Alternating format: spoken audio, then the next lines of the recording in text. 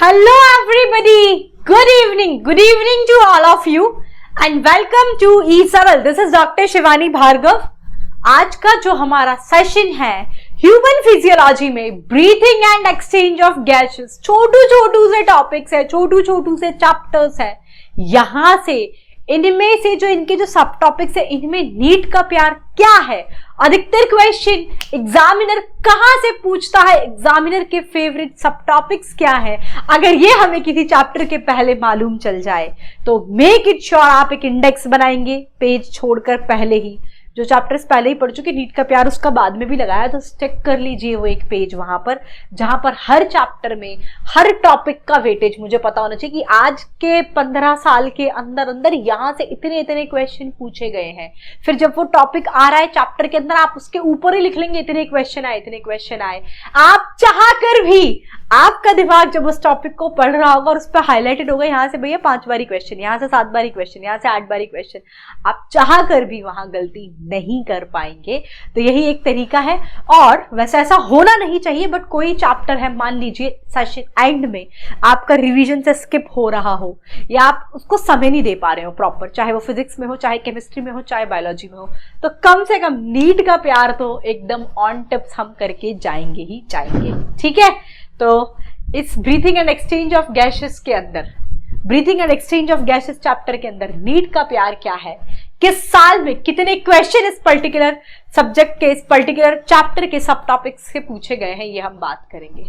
बहुत छोटू सा एक tidal volume, residual volume, inspiratory capacity आपने देखा होगा, तो रेस्पिरेटरी वॉल्यूम एंड कैपेसिटी ये क्वेश्चन मार्क नहीं है, तो रेस्पिरेटरी वॉल्यूम एंड कैपेसिटी से अभी तक 5 बारी क्वेश्चन यहां से पूछा जा चुका है।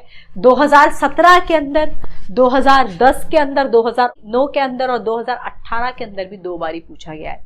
अधिकतर आजकल रेस्पिरेटरी वॉल्यूम एंड कैपेसिटी से क्वेश्चन बनते हैं, कई बार मैच द कॉलम में भी बन जाता है, residual volume, tidal volume, inspiratory reserve volume, expiratory reserve volume, आंकड़े दे देते हैं, मैचअप करो तो आपको आता होगा तो आप चीजें कर पाएंगे। मैच द कॉलम्स में भी इस टॉपिक से काफी सारे क्वेश्चंस बनते हैं। ठीक है, एक एनसीईआरटी के अंदर एक छोटू सा चार्ट दे रखा है जिसमें एल्वियोलाई में, लंग में पार्शियल प्रेशर ऑफ O2 और CO2 दे रखा है, एक छोटू सा पार्ट दे रखा है, partial pressure of O2 and CO2 chart है एक एनसीईआरटी के अंदर, लेकिन उस चार्ट से भी क्वेश्चन आ जाते हैं और अभी ज्यादा पूछे भी जा रहे हैं। ट्रेंड अभी रिसेंटली 2016-2021 में क्वेश्चन आया, इस बार संभावना ज्यादा है इस टॉपिक से भी, ये धीरे धीरे बूस्टअप करेंगे ये नंबर। यहां से क्वेश्चन आ रहा है क्योंकि अभी एनसीईआरटी को ज्यादा फोकस किया जा रहा है, एनसीईआरटी में बकायदा ये चार्ट दे रखा है, यहां से क्वेश्चन आते हैं। ऑक्सी हीमोग्लोबिन डिसोसिएशन कर्व है, उसमें ये है कि क्या है जो binding affinity of oxygen with haemoglobin को बढ़ाएगा, कम कौन करता है, कर्व राइट की तरफ कब शिफ्ट होता है, कर्व लेफ्ट की तरफ कब शिफ्ट होता है। मैक्सिमम आपके ना अगर देखो तो 8-10 पॉइंट भी नहीं है, 4-5 पॉइंट है। पीएच का क्या रोल है, टेम्परेचर का क्या रोल है, पार्शियल प्रेशर ऑफ O2 का क्या रोल है, पार्शियल प्रेशर ऑफ CO2 का क्या रोल है, ये 4-5 लाइन है, लेकिन यहाँ से 3 बारी क्वेश्चन देखो। रिसेंटली ये ज्यादा पूछ रहा है, 2020 में पूछा गया, 2021 में पूछा गया और 2016 में भी यहाँ से क्वेश्चन आया है। ठीक है, ऑक्सी हीमोग्लोबिन डिसोसिएशन कर्व से आगे देखते हैं।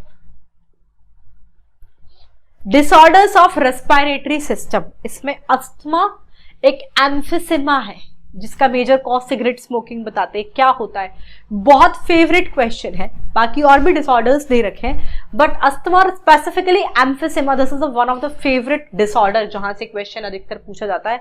इतना छोटू सा और इतना आसान टॉपिक है ये, 4-5 डिसऑर्डर्स दे रखे हैं, 2-3 लाइन से ज्यादा एक डिसऑर्डर नहीं है, लेकिन 6 बारी क्वेश्चन नीट के एग्जाम में यहां से बना है।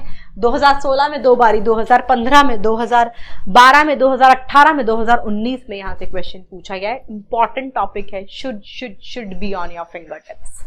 ठीक है, इसके बाद हम बात करें, अपने ट्रांसपोर्ट ऑफ CO2 पढ़ाए ना, इसके तरीके यहां से अभी तक 4 बारी क्वेश्चन आए, 2014, 11, 10 और 2022 में। ठीक है, ह्यूमन रेस्पिरेटरी सिस्टम को एक डायग्राम दे रखा है एनसीईआरटी ने। अधिकतर जो क्वेश्चन पूछा गया है ह्यूमन रेस्पिरेटरी सिस्टम से, इसका डायग्राम है और डायग्राम में करेक्ट लेबलिंग और उनका करेक्ट फंक्शन से क्वेश्चन बनता है। Mechanism of breathing, inspiration, expiration जो हम पढ़ते हैं, मैकेनिज्म ऑफ ब्रीदिंग से भी क्वेश्चन 2020 लेटेस्ट अभी पूछा गया है। अब अगर मैं इस पूरा नीट का प्यार को देखूं ना, ये ऑक्सी हीमोग्लोबिन डिसोसिएशन कर्व, ये डिसऑर्डर ऑफ रेस्पिरेटरी सिस्टम, ये respiratory volume and capacity comparative to transport of O2 और CO2, मतलब इतने में आप ये पूरा पढ़ोगे, इतने में ये सारा पढ़ लोगे आप, इतने छोटे छोटे 4-4 5-5 लाइन के डिसऑर्डर्स है ना, डिसऑर्डर्स ऑफ रेस्पिरेटरी सिस्टम, 3 से 4 डिसऑर्डर्स में भी मोस्ट फेवरेट है एम्फिसिमा और क्या बोलते हैं अस्थमा। एम्फिसिमा से अधिकतर आए हैं और 3 लाइन से ज्यादा नहीं है, तो 3 लाइन नहीं पढ़नी है आपको, 6 क्वेश्चन बन रहे हैं वहां से, तो कितना इंपॉर्टेंट है।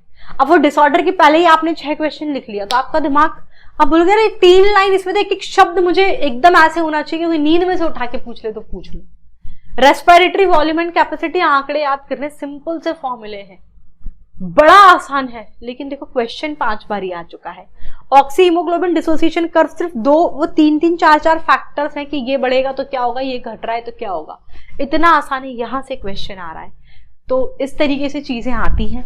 अगर हर सब्जेक्ट के पहले, टॉपिक के पहले हमें नीट का प्यार पता हो तो हम उस चैप्टर को बहुत स्मार्ट तरीके से रिवाइज कर सकते हैं, स्मार्ट अप्रोच के साथ। ऐसा नहीं है सिर्फ यही पढ़ना है, पढ़ना सब कुछ है, बट इनको अलग नजरिए से देखने की भाई यहां से तो एक सिंगल क्वेश्चन भी गलत नहीं होना चाहिए। And as I told you कि लास्ट में कभी ऐसा हो कि कुछ चैप्टर्स का रिवीजन का समय आपको ना मिल पा रहा है, कुछ टॉपिक्स होते हैं हमारे कच्चे पक्के से होते हैं, हम आखिरी में करंट सेक्शन में फिर भी कर लें एक बार, एग्जाम के पहले में समय नहीं मिलता, हम हथियार डाल देते, तो वहां से आप मान के चलो आपने साल भर कुछ भी पढ़ा हो, आप एग्जाम के पहले चीजों को रिवाइज नहीं करेंगे तो चीजें नहीं हो पाएंगी, क्वेश्चन नहीं बनेंगे। तो एटलीस्ट उन चैप्टर्स में, उन टॉपिक्स में नीट का प्यार जो जो टॉपिक्स यहाँ पे कवर किए हैं, एटलीस्ट उतना तो कर जाना। 80% क्वेश्चन तो फिर वहीं से ही आएंगे, तो सब कुछ छोड़ने से अच्छा है कि मैं 80% सेक्शन उसका कमांड में कर लूं। ठीक, that's all. It is all about this. It is all about my today's session. Thank you everybody. See you in the next class. Bye bye.